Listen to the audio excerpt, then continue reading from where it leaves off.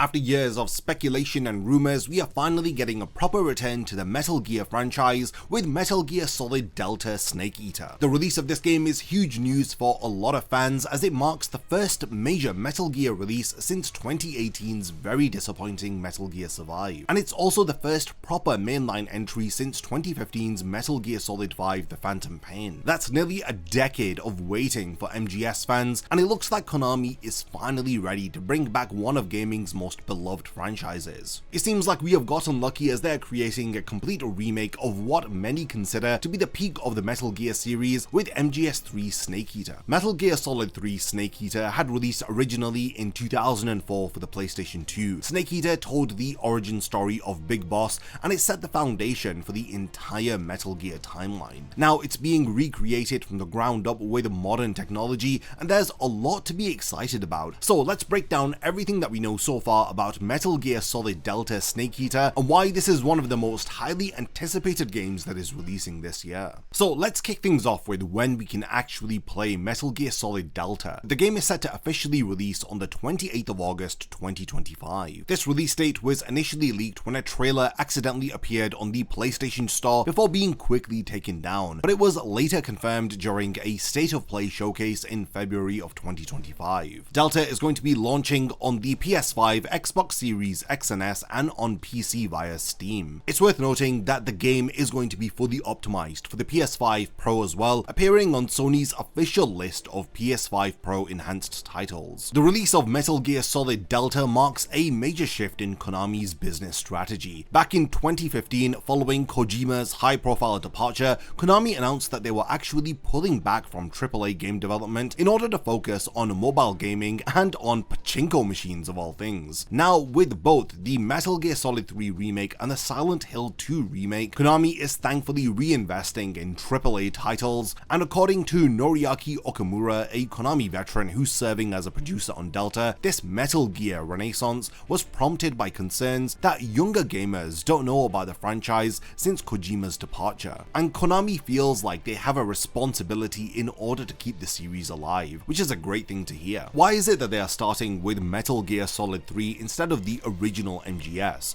So according to Okamura, the decision had came down to Snake Eater's place within the timeline of the series. It is the chronological beginning of the saga, and it seemed like the most logical entry point for new players who've never experienced a Metal Gear game before. The story of Snake Eater is the perfect origin story, introducing players to the foundations of the Metal Gear universe while telling us a complete self-contained narrative. The development team have been particularly transparent about their approach to this remake, with the game's title Metal Gear Solid Delta Snake Eater itself being a statement of intent. The Delta symbol was specifically chosen because in mathematics and science, it represents change or difference without changing the original structure. The Delta symbol encapsulates their philosophy as they want to modernize the experience of the old games without altering what made those games so special. As for the development team, Metal Gear Solid Delta is being handled by Konami's internal studio, which is Konami Digital Entertainment, with support from Singaporean developer Virtuos,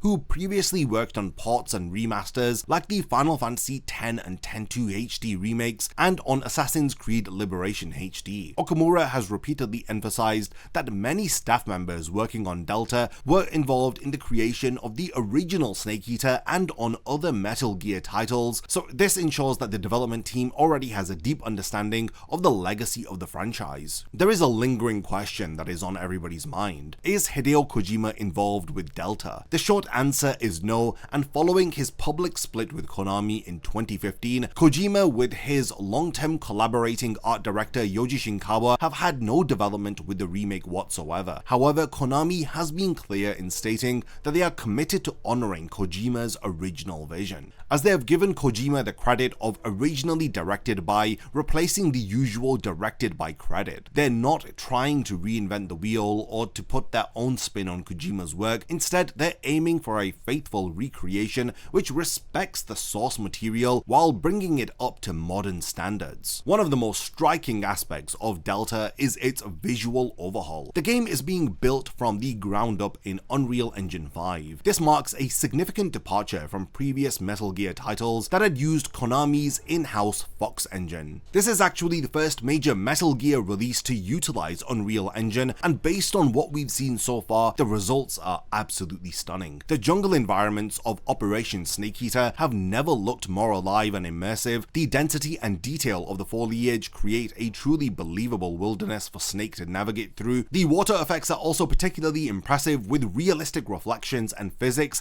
as Snake wades through rivers and swamps. The lighting system takes full advantage of Unreal Engine 5's capabilities, with sunlight filtering through the trees, as this creates dynamic shadows that change as you move through the environment. Character models have received similar improvements, with particular attention being added to detail. In the trailers, we've gotten clear looks at several members of the Cobra unit, and they're all faithfully recreated while refining the details that had made them so distinctive. The End's weathered face and bulging eyes perfectly capture his haunting presence, while the Fear's unsettling, almost inhuman appearance is even more disturbing in high definition. Snake himself looks incredible, with realistic skin textures and expressive facial animations, and beyond just pure visual fidelity, Delta will also feature technical improvements which will enhance player immersion. The game will support 3D audio, making the jungle sounds and ambience even more enveloping than in the original Snake Eater. On PS5, we can expect implementation of the DualSense controller's haptic feedback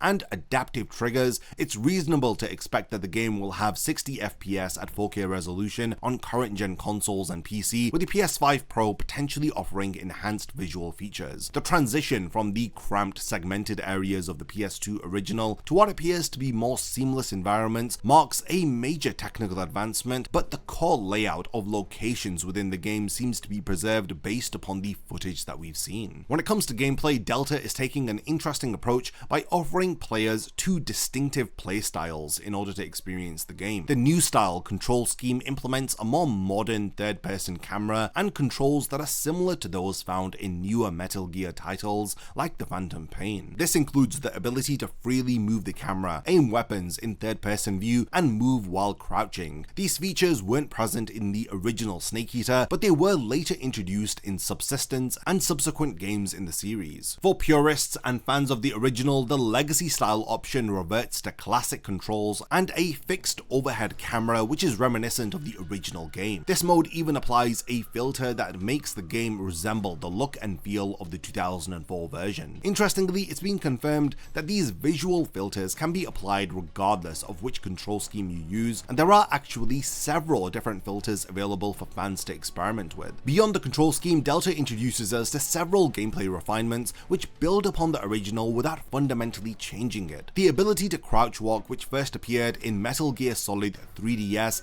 is now standard. A Snake can also crawl backwards on his back, a movement option that wasn't possible in the original but appeared in later entries like MGS4. Another big change is the ability to fire weapons like the SVD Mosin Nagant and the RPG from a third-person perspective while moving, instead of being locked into a stationary first-person view. Perhaps the most interesting new feature is the enhanced battle damage system. In Delta, any physical damage that Snake sustains, like cuts, bruises, bullet wounds, all of these will be reflected in real time on Snake's body, and they will persist throughout the entire playthrough even after healing. Tears in Snake's clothing and gear caused by enemy fire will also display immediately. This creates a unique visual record of your specific journey throughout the game. This extends to environmental interactions also, as mud and leaves will stick to Snake's clothing as he crawls through the jungle, and I think that this is a welcomed addition to the game. The cure menu, which has been a distinctive but sometimes cumbersome feature of the original game, appears to have been revamped and improved for usability while maintaining its core functionality. This is amazing because I love the implementation of the cure menu in the original game, so I'm really looking forward to seeing all of the improvements in the remake. The camouflage menu, meanwhile, looks nearly identical to the original based on brief glimpses that we've seen in the trailers, suggesting that this beloved system remains largely unchanged. When it comes to close quarters combat or CQC, the options look similar to the original game but with updated animations that more closely resemble what we had seen in the Phantom Pain. You'll still be able to throw enemies to the ground, hold them up at gunpoint, use them as human shields, and interrogate them for information. These are all of the core elements of the Metal Gear experience that have been either faithfully retained or improved upon since the original 2004 game. One of the most interesting aspects of MGS Delta is its approach to voice acting. Rather than having the cast re-record their lines, Konami has decided to reuse the original voice recordings from Snake Eater. However, these aren't going to be simply copy and pasted. The audio that will feature in the game will be uncompressed, which will result in higher quality sound than what was possible on the PS2. This decision was made partly out of necessity, as several of the Japanese voice actors have passed away since the original game's release, but it also serves to preserve the iconic performances that fans have grown to know and love. David Hayter's incredible portrayal of Big Boss, Laurie Allen's commanding presence as the boss, Josh Keaton's youthful take on Ocelot are all intact and exactly as you remember them from 2004. According to Jim Piddock, the voice of Major Zero, and Konami representatives, the only new lines that have been recorded are for gameplay element changes, such as updated control explanations in order to accommodate the game's release on multiple platforms. An interesting technical detail is that while the original game used the Japanese voice acting in order to rig the characters' lips, Delta appears to be taking a different approach, with there being proper lip syncing for English dialogue. As for the story itself, Delta is remaining faithful to the original narrative, which was set in 1964 during the height of the Cold War. The game follows Fox operative Naked Snake as he is sent into Soviet territory in order to rescue scientist Nikolai Sokolov and to sabotage the nuclear-equipped superweapon known as the Shagohod. Along the way, he confronts his former mentor, the Boss, who has defected to the Soviet Union under mysterious circumstances. This Cold War espionage story, with its themes of loyalty, patriotism, and the cost of duty, remains one of gaming's most celebrated stories and is easily my favorite entry in the Metal Gear franchise. By preserving the original voice actors' performances and remaining faithful to the narrative beat for beat, Konami is ensuring that new players can experience this major chapter in the Metal Gear saga exactly as it was intended, just with a modern presentation. The PS5 and PC versions of the game are also going to include Snake vs. Monkey, a beloved minigame from the original where Snake must capture monkeys from Sony's Ape Escape series. If you pre-order any version of the game, you will get the White Tuxedo DLC, which will give Snake a James Bond inspired white tuxedo outfit. This is pretty much all of the details that we know about Metal Gear Solid Delta Snake Eater. It's clear that this remake represents more than just a visual upgrade to a beloved classic game. It is a statement of intent from Konami, as they are declaring that Metal Gear still matters to them and it deserves its place amongst gaming's greatest franchises. And I love that they are pouring so much love into this remake. The careful balance of modernizing the game and preserving what made it so special in 2004 is clearly seen within Delta, and I think that this is the perfect formula for bringing back a old series for modern audiences. So the question remains, with Konami setting a solid foundation with Delta, could Metal Gear Solid 1 or 2 be next? Only time will tell, but the success of Delta will likely determine the future of these Metal Gear Solid remakes. But yeah, we have reached the point of the video where I do want to hand over the discussion to all of you. What are your thoughts on Metal Gear Solid Delta? Are you as excited as I am for the release of this game? Let me know all of your thoughts in the comments. If there's anything that I've forgotten to mention about this game, then do let me know. And lastly, thank you for making it to the end of this video, and I cannot wait to see you in my next one. A massive thank you goes out to all of my amazing Patreon supporters for helping to make this video possible. If you also want to support the channel and see your name in the end of my videos, then check out my Patreon, which has loads of perks like early video access and so much more. Thank you for sticking around till the end of the video, and whatever you contribute will mean a lot to me.